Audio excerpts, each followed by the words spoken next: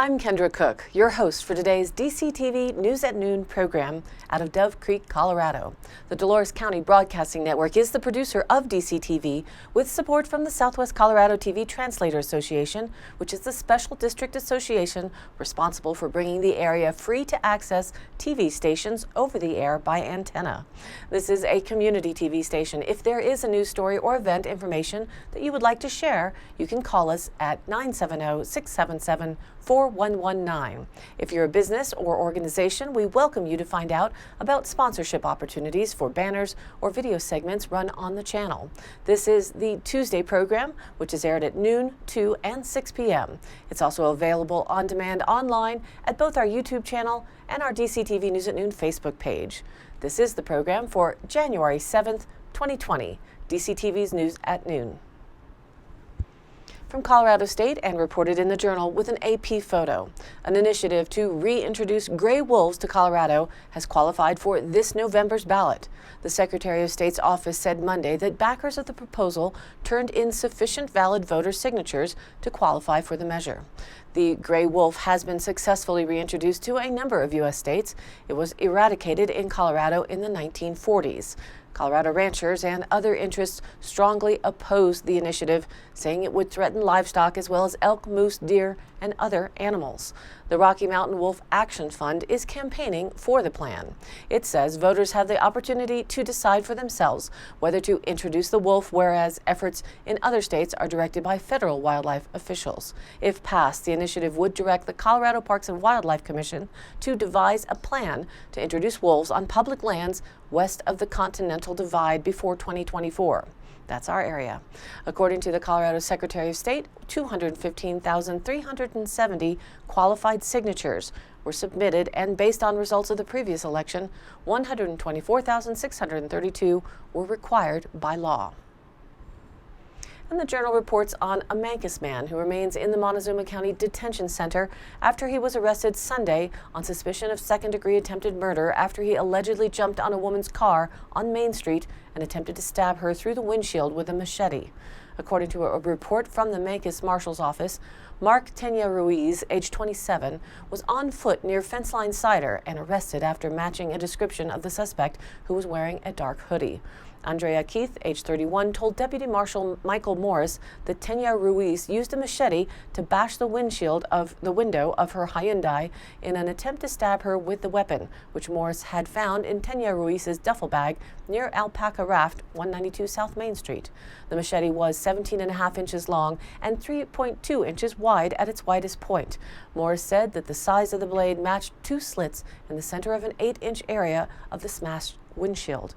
Keith was driving the Hyundai while searching for Tenya Ruiz. Tenya Ruiz's former wife, Sherilyn Thomas, age 26, Christopher Gonzalez, age 23, and Alexander Cordes, age 21, all of Mancos, were also in the Hyundai. Keith initially told Morris she was searching for Tenya Ruiz alone because she wanted to protect Thomas. Tenya Ruiz and Thomas have a restraining order banning them from seeing each other. The group suspected Tenya Ruiz had taken Thomas's cell phone while visiting his children at Keith's house. Keith told Morris she had taken Thomas to her mother's house so that Tenya Ruiz could visit his children. According to Keith, the group found Tenya Ruiz between Fenceline Cider and Alpaca Raft, and then the car approached Tenya Ruiz. He challenged the men to get out of the car and then jumped on the hood and began punching the windshield. He then allegedly pulled out the machete and stabbed through the glass at Keith. She said the blade came 3 to 6 inches of her, but the weapon did not touch her. Tenya Ruiz told Morris it was the occupants of the Hyundai who should be arrested for, quote, trying to run him over. During the arrest, Morris discovered Tenya Ruiz was holding a bloody rag around his cut right hand. A Montezuma County Sheriff's deputy arrived to assist Morris, and medics began treating Tenya Ruiz. He also was treated at Southwest Memorial Hospital and then left in custody of Montezuma County Detention Center. Tenya Ruiz, after initially telling deputies to speak to a lawyer about the incident, eventually told Morris he was visiting his children at Keith's house. He said he did not know Keith, but he said his wife, Thomas, was there, and they began to argue. He told the deputy he left the house after growing, quote, tired of being around Sherilyn, and when he was approached on Main Street by the Hyundai which he claimed turned around and tried to run him over. Morris returned to the area where he arrested Tanya Ruiz and found a cell phone outside 141 South Main Street with drops of blood around it. Thomas confirmed it was her phone. Morris also filed evidence from a surveillance camera at Alpaca Raft, which recorded the whole incident. And in other news, the Pleasant View Fire Department building is now open, as reported from the Journal with a courtesy photo. Yes, that's right. The new station for the Pleasant View Fire Department is now ready for use. The facility is located on a 5-acre parcel at 15235 County Road CC. That's across the street from Pleasant View Elementary School. The new larger site will better serve the community and the district, said Katrina Baumgartner, administrative lieutenant for the department. Quote, "It's just much improved," she said. "When we were planning it, we were planning for the next 50 years. The idea to build a new station has been considered for more than 10 years, she said. The old station, located along County Road CC just east of U.S. Highway 491, was originally built in the early 1960s and was in need of a variety of facility upgrades. However, the station was situated on only 0.41 of an acre, less than half an acre, and landlocked, making renovations difficult and inadequate," Baumgartner said. Quote, "Our original firehouse has been added onto several different times, and we were landlocked," she said. "We weren't able to expand anymore." In the fall of 2018, the department was awarded a grant of almost $1.5 million from the Colorado Department of Local Affairs, or DOLA, to complete the project, and shortly after that, the department awarded a contract to Weminuche Construction Authority for the new facility's construction. Work began in November 2018, but had to pause until April 2019 because of heavy winter snowfall. The department is still tabulating the project's final cost, Baumgartner said, but the department had been saving money to provide matching funds needed for the grant and to complete the project. No loans were taken out for this project. The new station was finished late last year, with the department beginning the move-in process December 1st.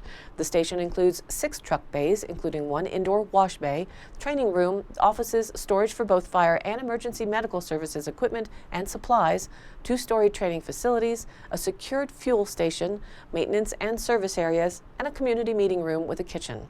The bathrooms are compliant with the American with Disabilities Act, and the new site has room to grow. Quote, "Now we're on 5 acres, so instead of using the county's land and other people's property, we're actually able to do training on our own property."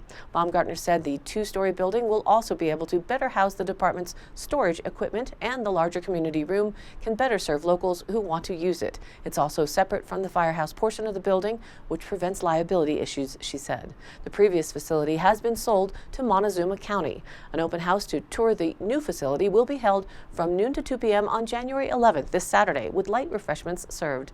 And locally in Dove Creek, though no official press release has been made from the fire district, the Dolores County Volunteer Fire Department District has purchased a 10-acre space adjacent to the DCTV Business Park, with intentions of setting up a new expanded facility between the highway and Road H in the future. More on that as it develops. And now, let's take a look at this week's local weather. Today, another cold and sunny day with a high near 34 degrees. Calm winds finally shift back from the south-southwest around 5 miles an hour by the afternoon. Tonight, we expect increasing clouds with a low around 18 degrees. Southeast winds 5 to 10 miles an hour. And I'll add a note that these low temperatures don't quite reflect what viewers have been telling us they are experiencing.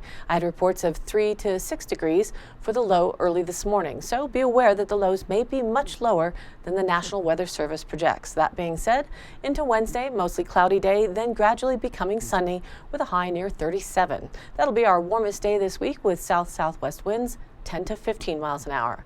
Wednesday night, partly cloudy with a low around 18, and the winds remain southeast at 5 to 10 miles an hour. And for Thursday now, a 50% chance of snow showers is in the forecast, mainly midday, mostly cloudy with a high near just 31 degrees. South winds continue light at 5 to 10 miles an hour. And then into Thursday night, a 50% chance of snow showers remains in our forecast, mostly cloudy with a low around 17. And that may continue through the night and into Friday, which shows a 30% chance of snow showers before 11 a.m. in the morning. Partly sunny skies develop with a colder high just near 27 degrees. Friday night, mostly clear with a low around 8. Saturday night, cold but mostly sunny with a high just near 28 degrees. Saturday night, another slight chance of snow showers sneaks in, mostly cloudy with a low around 14 degrees. And again into Sunday, that chance for snow showers continues, mostly cloudy with a high near 28 degrees. Sunday night, mostly cloudy and a low around 11. And there may be some lingering precipitation all the way into Monday, but we're still waiting on the computer models to show just where the snow may fall. And now, back to the news.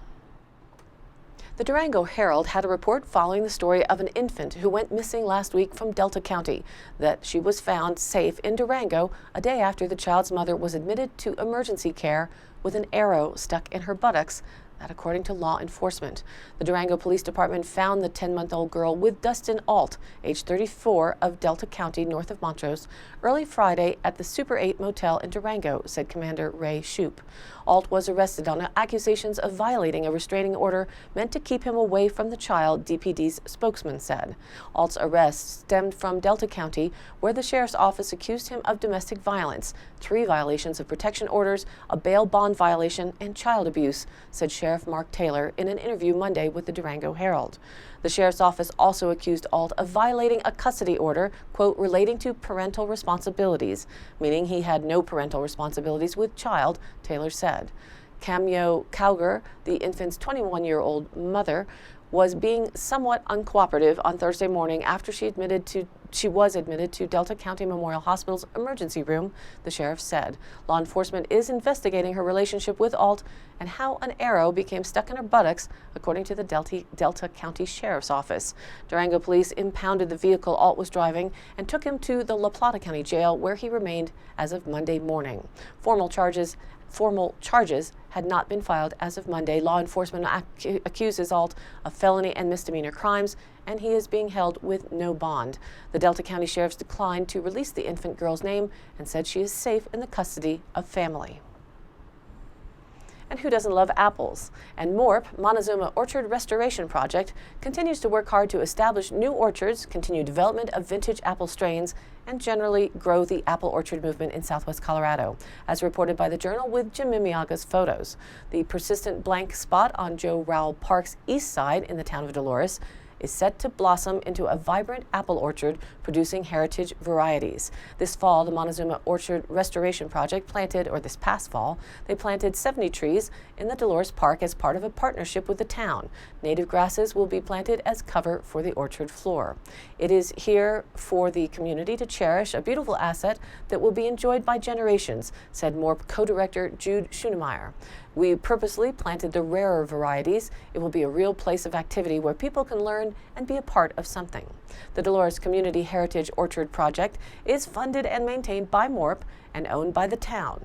MORP has so far donated $15,000 towards trees, deer fencing, drip lines, town water tap, and labor. MORP volunteers will maintain the site, including pruning, harvesting, and watering. Dolores Public Works Department will mow the orchard twice per year. Apples will start to show in about 5 years. When trees mature in 10 years, they will produce 10 bushels of apples each, with a total orchard yield of at least 700 bushels. The plan is to organize workshops, tours, events, harvest days, and promote agritourism. The apples will be fully harvested every year for community and economic benefit. Making use of all the apples will also reduce bear interest. Each tree will be labeled and an interpretive sign will be installed explaining the project and directing visitors to other orchards and fruit stands in Montezuma and Dolores counties.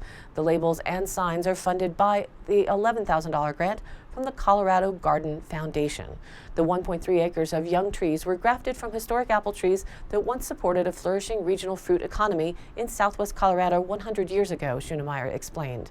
MORP has been working to revive and expand that local apple market through preservation research, orchard revivals, grafting, DNA identification, pilot pressing operations, and by starting community heritage orchards. Quote, Dolores is the first community orchard. We are working to establish them across the state to reconnect everybody to our orchard history, Schoenemeyer said.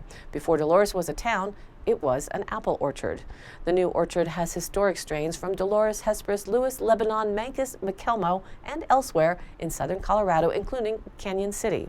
One of the Dolores orchard trees is the very rare orange apple, recently rediscovered by MORP and thought to be extinct. There is the Purple Mountain Majesty variety from Lewis and an unknown golden seedling dubbed the Dolores Star in honor of the former newspaper. An unknown red-fleshed apple strain with a red flower was named Dolores River Sorbet. The diverse varieties were carefully chosen to ripen at different times. There are cider-specific apples, sweet apples, winter and summer apples. Quote, many of the trees planted have an affinity with the Dolores climate. With the diversity, if there is a frost, it does not hit every tree, Schunemeyer said. To protect the young trees, deer fencing was installed around the site. Tree guards protect them from sun scald and smaller animals. And for now, the orchard is closed to the public to allow the trees to get established. Drip lines will be fed to each tree, and micro sprayers will get the native buffalo, blue stem, and blue gamma grasses going. The trees will be water efficient once the roots tap into the groundwater. Town residents, the board, and staff have been supportive of the new orchard, Schunemeyer said. Situated along the river trail, it has already generated a lot of interest and excitement. Quote, orchards should have a connection to the people, and having this in a town park makes it really special, Schunemeyer said. It allows it to be relevant, a part of town culture, a legacy. We want people to know these trees for parents to take their kids and then their grandkids to.